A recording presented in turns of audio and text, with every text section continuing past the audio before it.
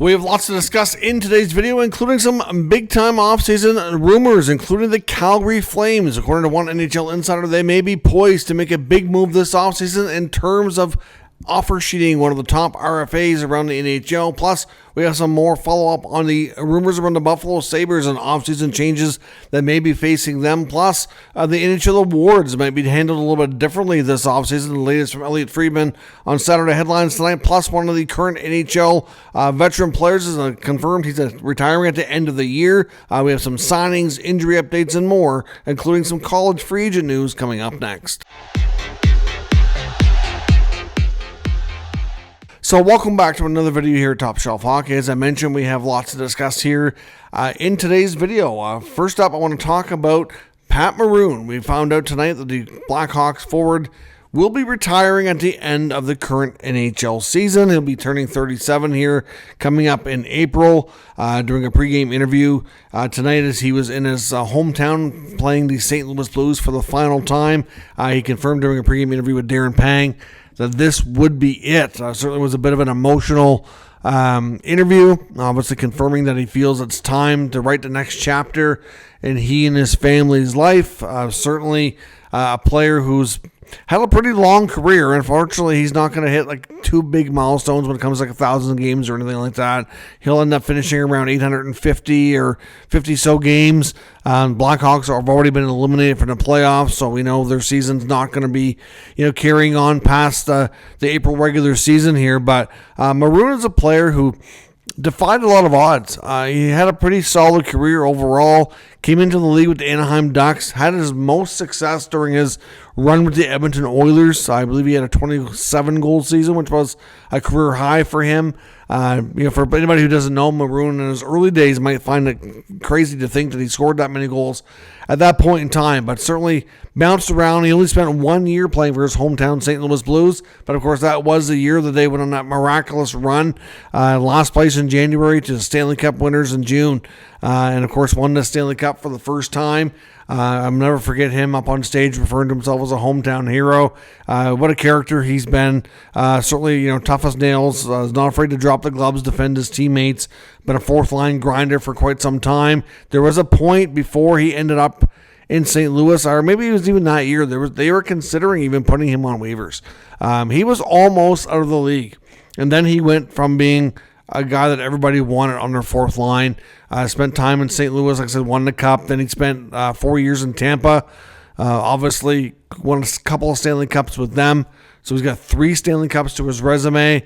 And then, from there, got traded to Minnesota, finished out a couple games in Boston, and then spent this year with the Blackhawks. So certainly a guy that, like I said, extended his career, played hard, and will certainly be known as a great teammate and somebody that's earned a lot of respect, especially in the second half of his career. So sad to see Pat Maroon go, but I understand at the stage of his career that is probably is just time. But he says he intends to be a big St. Louis Blues fan again now that he's going to be retiring from the game.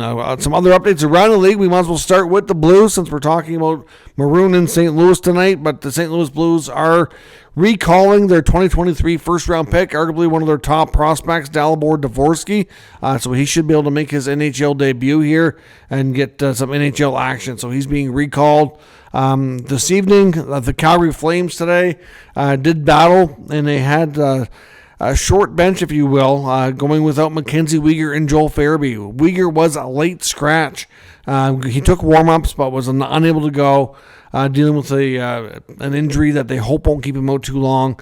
Joel Farabee was out with an illness, so he hopefully will be back in the not-too-distant future. The Penguins today returned defenseman Sebastian Aho to the American Hockey League, so he's been sent down.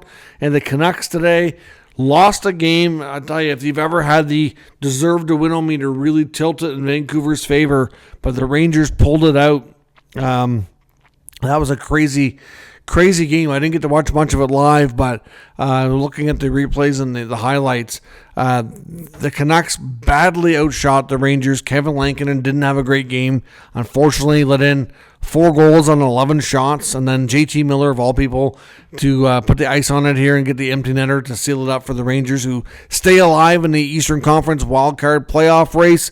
Obviously, I still think the odds are greatly against them, considering they've played 2 or 3 more games than most of the teams that they're fighting with here. But in the Canucks side of things, not only did they lose the game in a game that they should have won, and they really outplayed the Rangers for vast majority of it, but they also lost Elias Pettersson, like the centerman, not the young D-man, and Nils Höglander as well. So we're waiting for further updates on their health.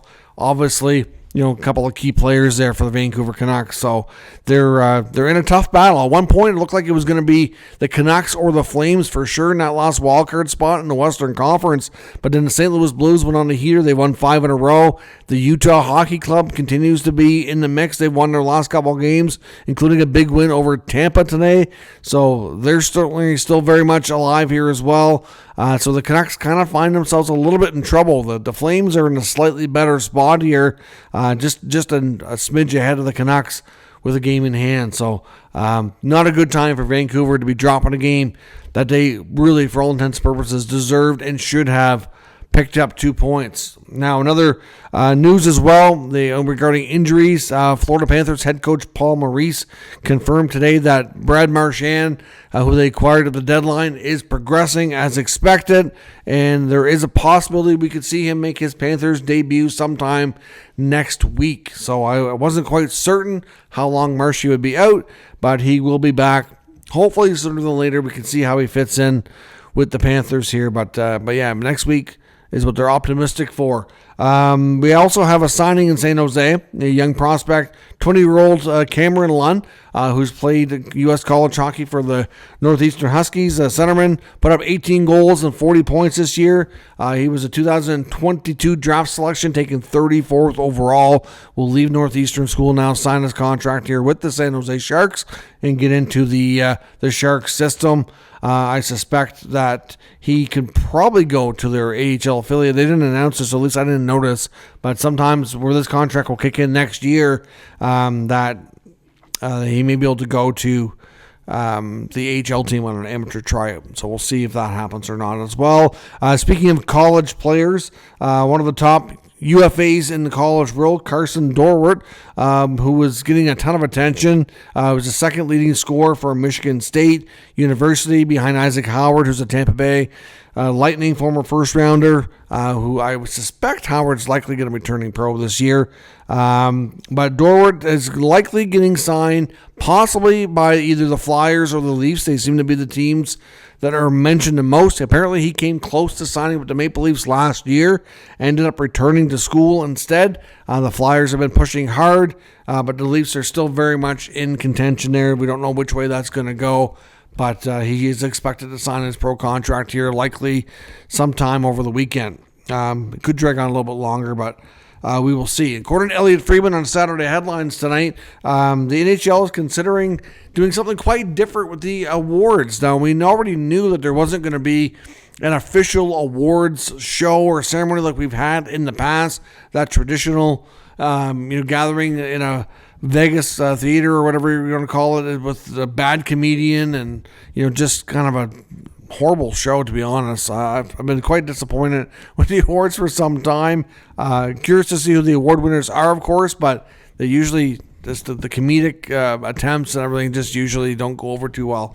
However, the NHL is taking a different approach this year. Elliott says that they're going with what they're calling the element of surprise. After they saw the NFL do this with the quarterback Josh Allen of the Buffalo Bills, getting a video from kids and everything, like they're looking at different ways to announce the winners and to surprise the winners. So we might see, a player receive a video from fans, or it could be from, a bunch of kids that look up to them. It could be a case of, a relative, or, maybe a celebrity or somebody they are friends with, to show up and surprise them. Maybe they get pranked. There's all kinds of different ways they could go about surprising the players with letting them know that they've won. So they probably will hold back to the biggest awards. So you're probably looking at the Hart Trophy, maybe the Vezina. I'm not real sure. Maybe the Calder. I don't know. But some of the top ones they might do like a recap of.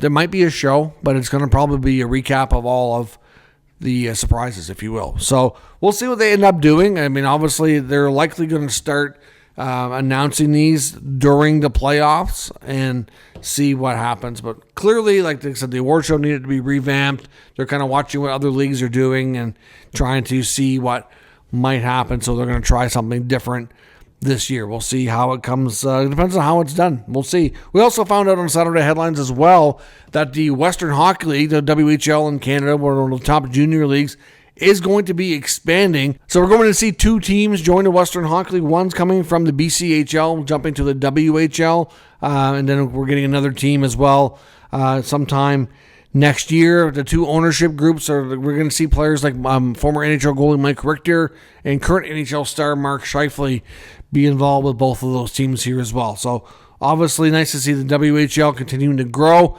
I do wonder if we'll see the same with other leagues. Like I said, because of the changes with the college rules, you're probably going to see other teams, like I said, between the BCHL, USHL. There are a lot of them are considering their options. So we'll see where things go. Now, as I mentioned in the rumor mill, we have a couple of things. I want to look at the Sabres, so follow up on them, and we'll talk about the Flames here in a few minutes. But the Buffalo Sabres we talked about in last night's video being a team to watch here in the offseason. Of course, their season's going to be over when the regular season ends. We already know that. Even though they're officially not out of the playoffs, they're not getting in. They're last in the Eastern Conference. They're fourth to the bottom here in the NHL. Overall, the 3 Western teams, the Sharks, the Blackhawks, and the Preds are all just a little bit worse here than the Sabres when it comes to their point totals. But Buffalo is a team that, like we said yesterday, Kevin Adams, the GM, at the beginning of the year even said that if they miss the playoffs again, there's going to be consequences. And I do wonder, like I said, we talked about Elliot Friedman's comments from the previous blog and podcast talking about the Sabres, that would Lindy Ruff even be potentially gone after one season? Would Kevin Adams himself maybe be gone? What players could be gone? We already seen him pull off one hockey trade with the Sens, trading Cousins for Norris and Bernard Docker. What is Buffalo going to do? Well, we learned today from Lance Lazowski, Sabres reporter, that Sabres owner Terry Pegula has actually been with the team on the current road trip. That's usually not good news. Now, there are certain times when, depending where the Sabres play, that it is common for him to watch, and it's because he spends time there, where he lives and whatnot. So, but this is unusual. So the fact that he's with the team, with where they're at, not a common practice at all. Sounds like he wants to get an up-close, personal look at what's going on there, see what kind of mess that he and Kevin Adams have created. This team is just not going anywhere as fast. They do have some talented players. When you look at their roster, to me, is it shocking that they're not a playoff team? No, not completely, but I am shocked that they are as bad as they are this year. There's a lot of good players on that roster. When you look at the blue line, you get Rasmus Dahlin, you get Owen Power, Bo Byram, and then you get the goaltender like Ukko-Pekka Luukkonen had a good year last year. You get Levi in the system here. They should be better. You get Tage Thompson as your top centerman. Really, that he's pretty good. Dylan Cousins was their number 2. Now, I thought it might be Josh Norris, but they've been playing Norris on the wing with Thompson, but he's out again now. Of course, Norris is still hurt. You had Alex Tuck. JJ Peterka's been a nice player for them since he's been drafted. They have some good pieces there. They absolutely do. But I do think to some degree they've rushed some players, that some players should have had more development time. But all in all, there's going to be significant changes. The fact that Pegula, I think, is on this trip and watching the team closely signifies to me that I do wonder about the coaching and the GM. I wonder if we could see a complete regime change. I mean, Adams has been there a long time. I was shocked, to be honest, last summer when they made the coaching change that they didn't really interview anybody else. They just basically gave the job to Lindy Ruff. And I know he's got a long history with the organization. I know he's got a good record. His record from the original time in Buffalo was good, at least for the earlier days. But, they didn't even really analyze, is he really the best guy for the job today? They just handed the keys and said, here you go.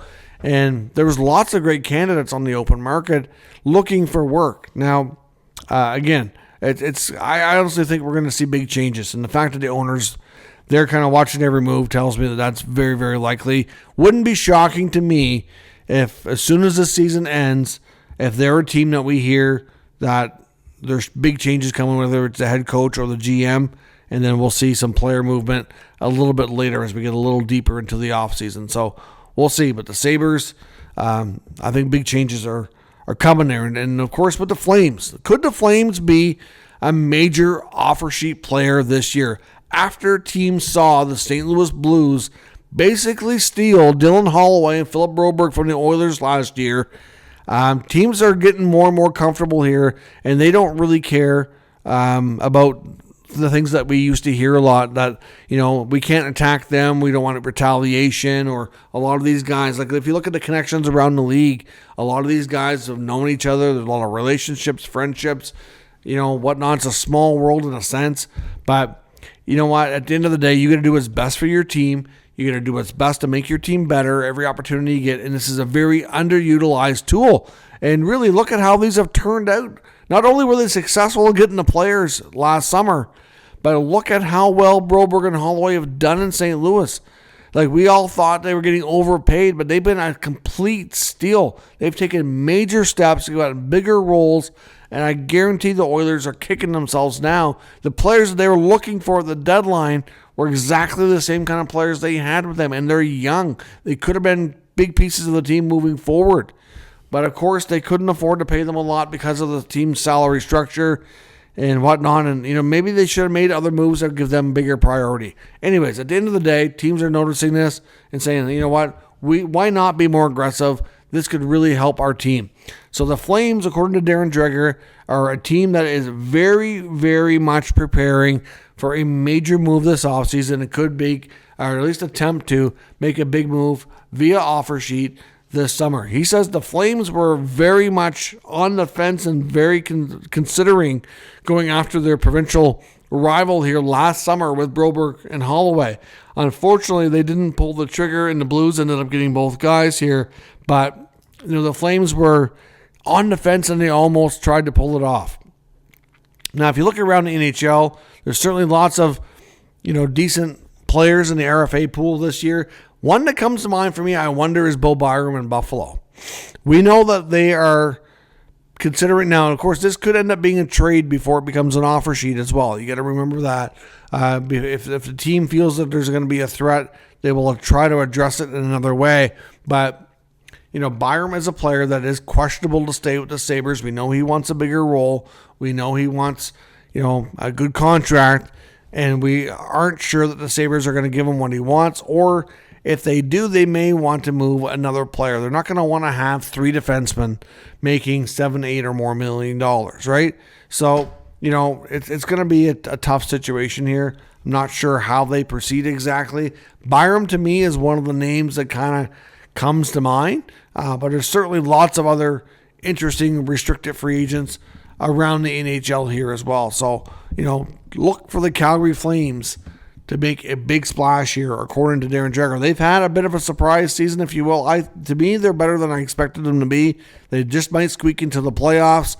They never really completely tore things down. We were at a point with the Flames where they were kind of in that mushy middle there for a long time. When Craig Conroy took over, he shipped a lot of veterans out, but he didn't completely strip it right down to the bare bones. And we're already seeing them start to rise back up. And if they pull off a move like this and get themselves another top young player to add to the mix, they could be even better next year, even be that much more of a threat. But the Calgary Flames offer sheets, certainly look for them to be very aggressive with this, with the top RFAs this summer. So let me know what your thoughts are on all of today's news and rumors down in the comments. We'll discuss further. If you're new to the channel, of course, make sure you subscribe and stick around. We'll keep you up to date with all the latest news, rumors, and analysis of all 32 NHL teams. Thanks for watching. I'll catch you next time.